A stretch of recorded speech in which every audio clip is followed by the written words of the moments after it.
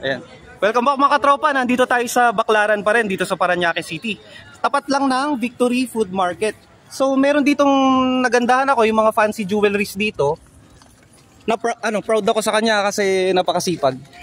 Pakilala natin, ano pangalan mo, bunso? Amaya. Amaya, parang yung sa TV show yun no?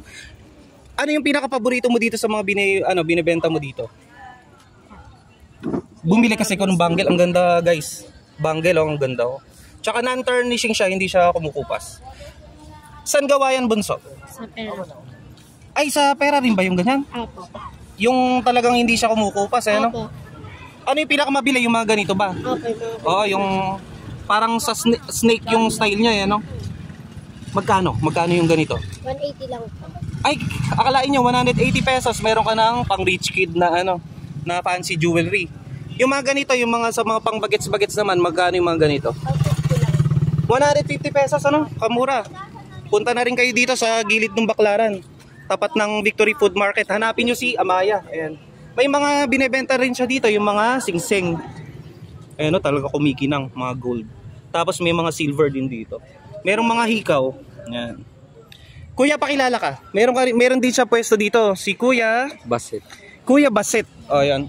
Tapos ito yung pwesto niya, yung tapat lang ni Amaya dito. So, pwede nyo silang bisitahin dito sa Baclaran, Parañaque City. Mga gusto mo i-shoutout, kuya? Saang probinsya? Taga saan ang probinsya? Sa Marawi. Kumusta na ba? Kumusta na ba yung Marawi? Okay naman.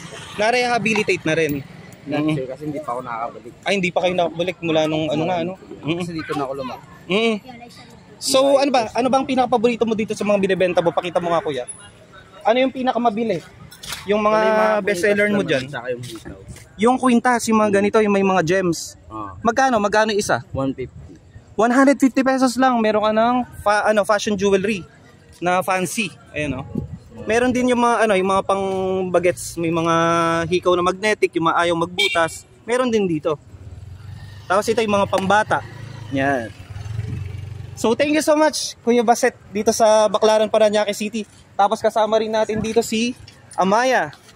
So once again guys, this is JR De La Peña and you're watching Kuya JR TV. Don't forget to subscribe and click the notification bell for updates. Bye bye, till next time.